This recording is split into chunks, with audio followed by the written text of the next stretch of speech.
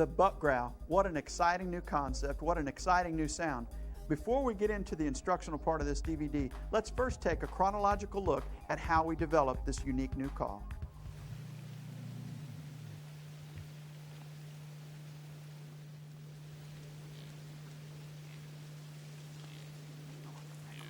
Okay.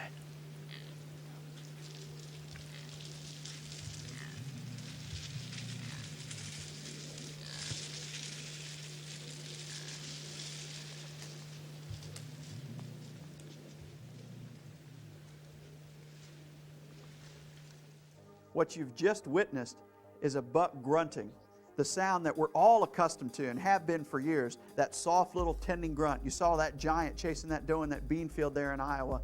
I put that in there to get everybody in the mood or in the tone of what we're used to, the buck grunt. Now let's talk about this exciting new call, the buck growl. It was November of 2004, opening day of Missouri's rifle season. Jeff and Chris Probst are out filming on our Dream Season television show for Drury Outdoors, and they laid down some of the most incredible footage we've ever seen.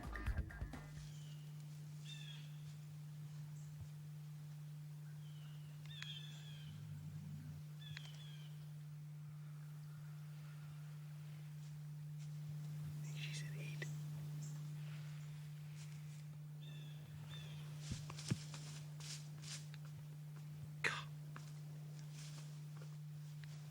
This is the most incredible thing I've ever seen deer hunting.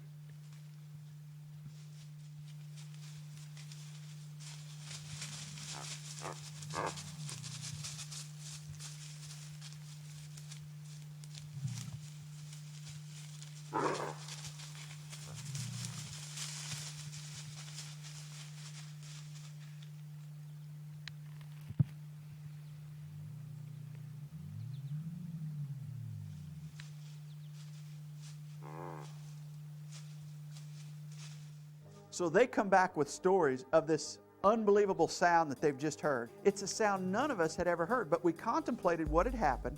Obviously, that doe was in dire straits. She'd been shot by a neighbor and then fell right in front of the Probsts.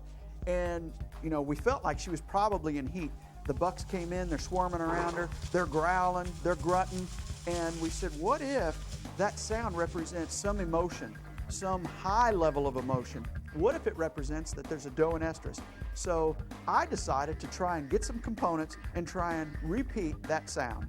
So then, as we headed afield in the fall of 2005, we wanted to do two things. We wanted to test the new call, and we wanted to see if we could capture more footage of bucks growling. The first footage you see is Terry Drury and Matt Klump, and they're on a biologic field. It's October the 25th. The rut occurred very early, and they've got this giant 170 class buck, and he performs the audio that we've been waiting to hear.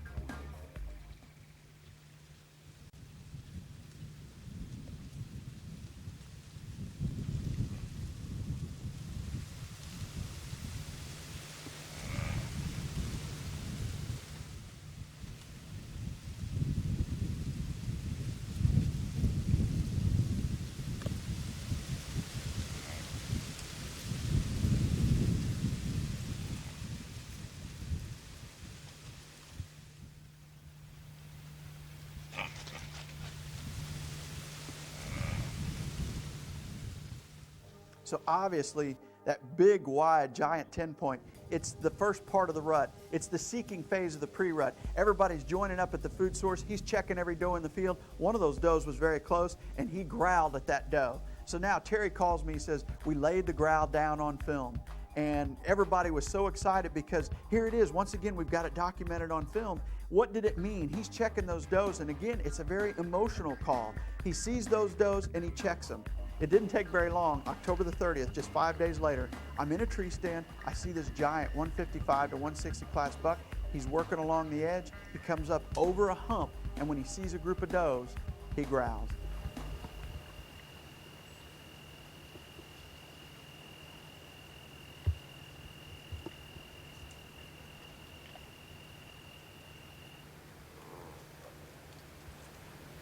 Did you hear that? The growl.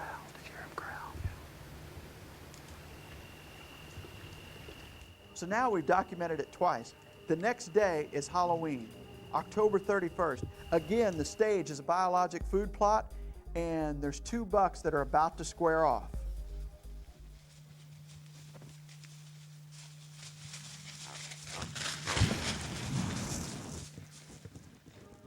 So here now we have the sound for the 3rd time in a little less than a week, and we're saying, you know, this could mean more than just an estrus doe is there. Here's a buck, he's running this other buck off and he growls at him. Obviously, it's something very emotional. These bucks they're driven to the point where it's beyond a grunt, and we're saying it may work well with rattling. So now, the next day is November the 1st, and it's time to get the call into the field and see if we can have some luck with it.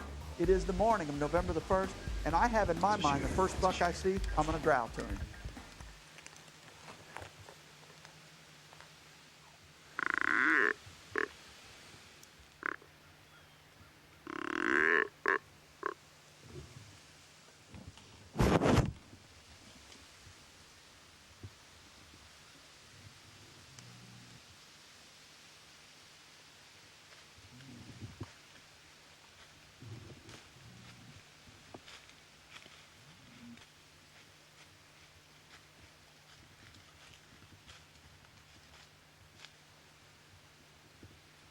There.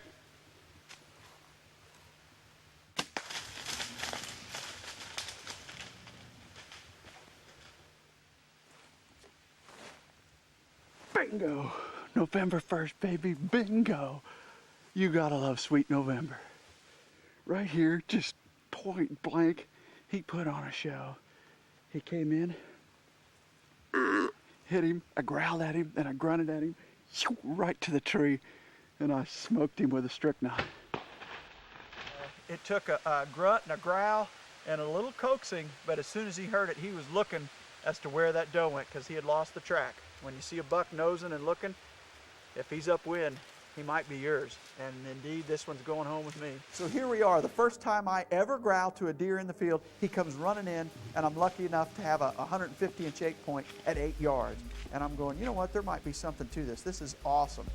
So we take care of that buck, and a couple days later, once again, I have in my mind, I'm gonna growl if I see a buck.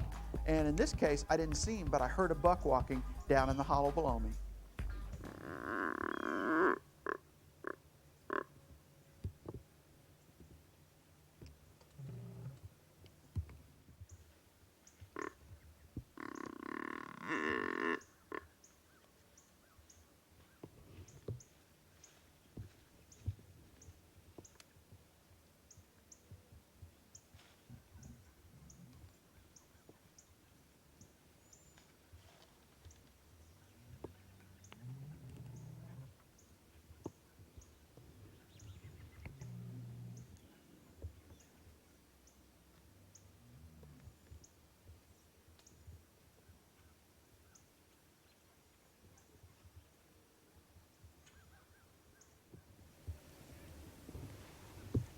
Sign to see a little buck like that out cruising. I growled at him, grunted at him. Whoa, right in. They just can't stand it when they're all alone and they're looking and they hear other deer. Whoa, particularly when you're growling at them like that, it represents there's another doe. The moment I blow the call, right to the tree, here the buck comes, and I'm gaining more and more confidence in the fact that this sound is saying something to the deer herd. There's a reason to be here. I personally believe it represents the fact that there's estrus in the air, or certainly it's close to estrus, and when another buck hears it, he's coming to your tree. So later in that morning, up on the hill, I hear 2 bucks clash, and again, I'm gonna try the growl.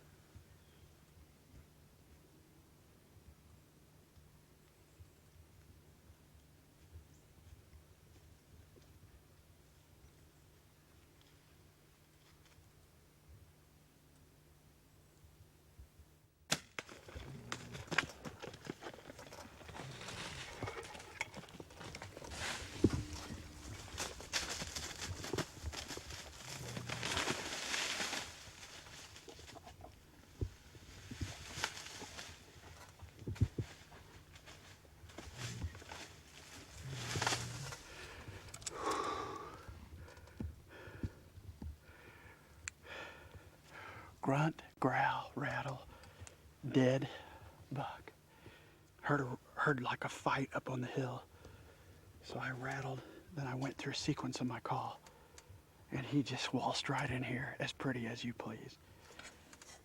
And I smoked him right there.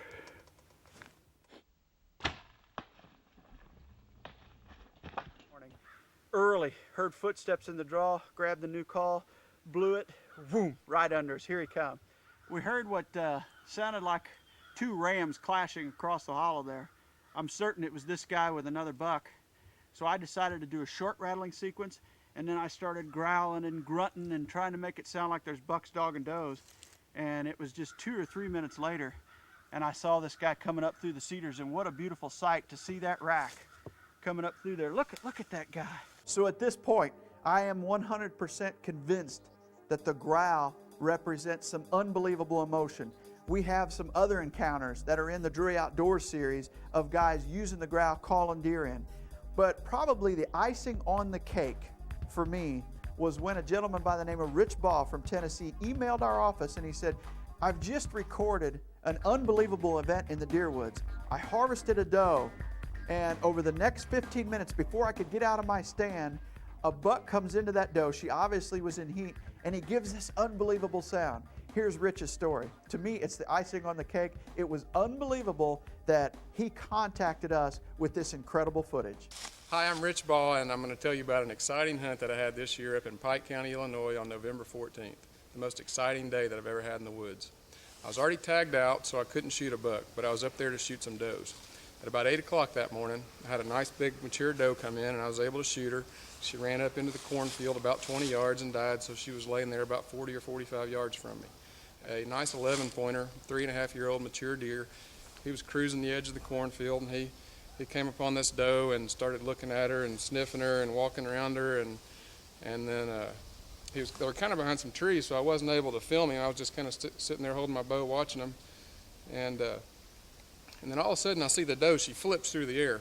Well, this buck had gotten his horns underneath her and started to gore her, and actually picked her up and flipped her over. And when he did that, he made this unbelievably loud sound, this really loud grunt or growl or groan or whatever you want to call it. Anyway, it scared me. I mean, I jumped in the tree stand. I remember doing that. Within a couple of minutes after that, 2 or 3 bucks came in from different directions, and he started pushing her around on the ground again and goring her. And by this time I was filming, and then one of the bucks came in below him a little too close, and he made that sound like 5 different times.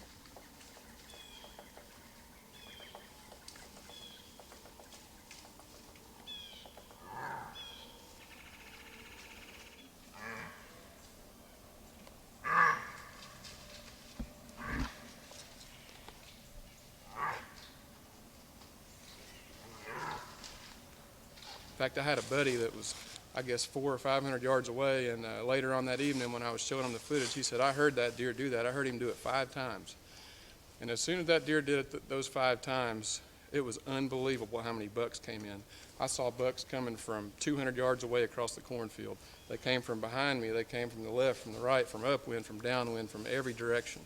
Why did these bucks come in from all directions? They had heard that sound. And as we went through later into that week, about 5 or 6 of my other friends heard the sound, and as we compared notes, what always was occurring was there was mature bucks with does that were in heat, and multiple bucks, and they were usually chasing, and that's when this sound was going on. It's a sound that evidently is a dominant buck sound. It's designed to run off other bucks, when there's competition for does, and it certainly has the effect of bringing in a lot of deer. I don't think I've ever seen that many bucks that quickly. Anyway, so this buck is circling this doe and running off these smaller does, and then a bigger deer comes in, an 8-pointer, and kind of runs the 11-pointer off. And this 8-pointer, in between running all the deer off, he sits there and paws that doe and licks her. It was unbelievable. The other one was mean to her, and this one was pawing her and licking her. And I can honestly say it was the most exciting morning that I've ever spent in the woods, and I'm convinced that the reason that all those bucks came in was because of the growl sound.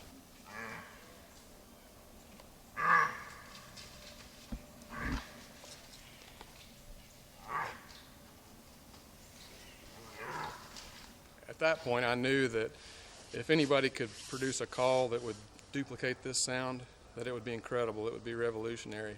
I cannot wait to go back to Pike County next year in November and use that call. The mad growler addresses today's current deer biology. Leave it to Grant to talk about deer biology.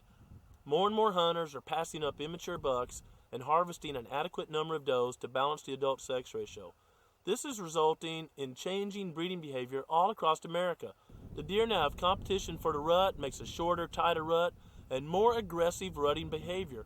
Rub and scrape frequency is increasing, and the vocalizations associated with breeding behavior is also becoming more frequent out in the wild due to these greater supply of mature bucks. The mad growler has perfect timing for these changes. When you're hunting an area that has an ample supply of mature bucks and there's sure enough competition for the breeding rights, those bucks tend to get very aggressive and frustrated. The mad growler replicates perfectly the loud bawling grunt sound of a mature buck that is impatiently waiting on a doe to become receptive for breeding. He's tending her, he's guarding her, he's wanting to move on, and he'll just scream at her at times. And that's the mad growler. The growler is a great tool for modern deer management. The luck we've had with the call, the pieces that we've laid down, have me 100% convinced it's a real vocalization. It's a vocalization that is given in and around late October, early November. Am I going to use this in September, early October? Probably not. Am I going to use it in December, January? Probably not. But I'm going to use it often when it comes down to the peak of the rut or the seeking phase leading up to the rut. Let's go through some instruction on the call and tell you a little bit about how I like to use it. Okay, the buck growl. How does it work? First of all, we designed a two-part system. The call, as you see it, with an internal chamber, sounds like a normal grunt. When you add our secondary chamber, which is a soft rubber, as you already know if you've got the call, you add two things. Number one, you add back pressure so that it allows this reed to slowly give the grunt and then break into that bawl or that growl. And secondly, it's soft rubber so it gives you the tone. Hear the tonal change?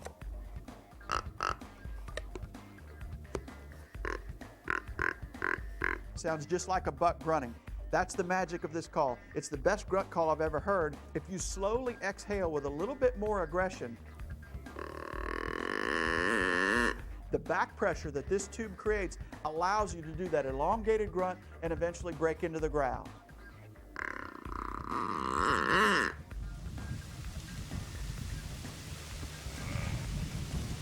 And that's how you should do it. You should start by barely making the call turn over,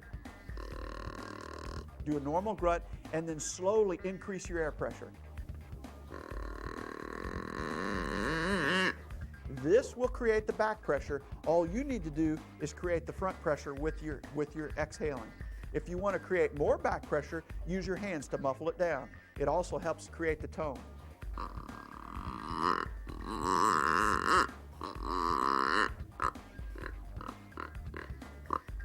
What versatility to go from those soft grunts into that loud growl. That's how I like to do it in the woods. I'll give you a couple scenarios. I'll paint a couple pictures for you. You hear a buck or see a buck, and he's in an upwind situation, so you feel like it's safe to try and call him in, because one thing's for sure, if he's coming to your call, he's going to go downwind. I like to call when bucks are upwind. If it's late October, early November, mid-November, don't be afraid to grunt a little bit, and then raise the emotion. Raise it up a little bit.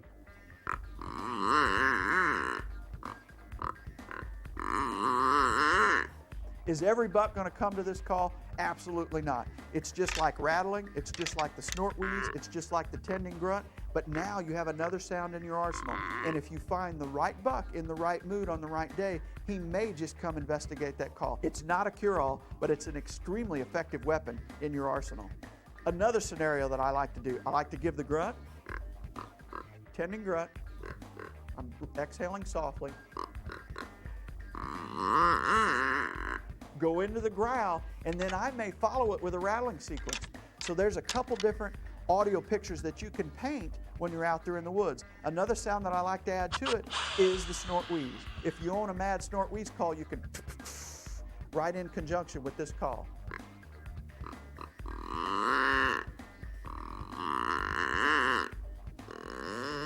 The call will do it without your hands. I personally like bare hands around the call.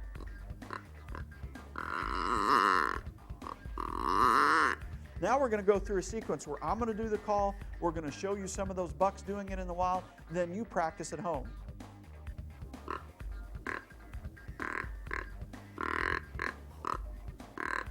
There's the tending grunt.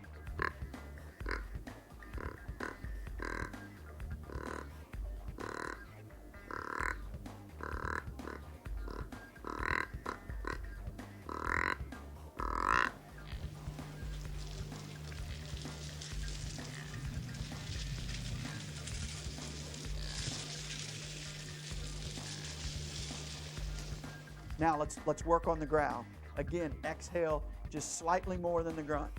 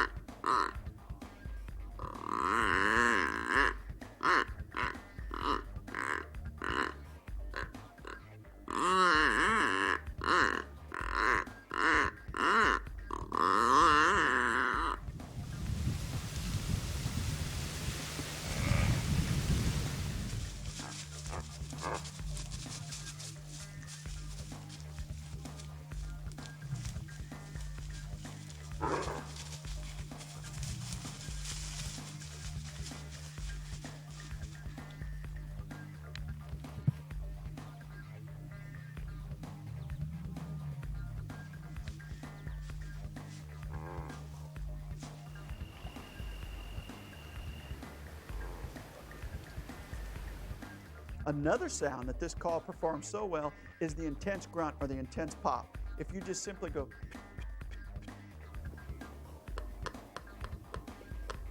it is a single note grunt.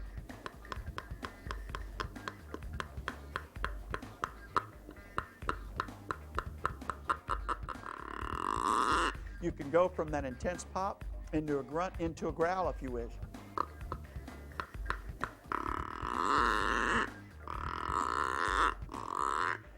However you decide to use the call, in my mind, it's the best grunt call we've ever produced. It seems to exactly replicate the tonality of a rutted up buck. It's great in early season, great in late season, and I would preserve that growl in and around the chase phase or the seeking phase, late October, early November in the Midwest. That varies depending on where you're at in the country.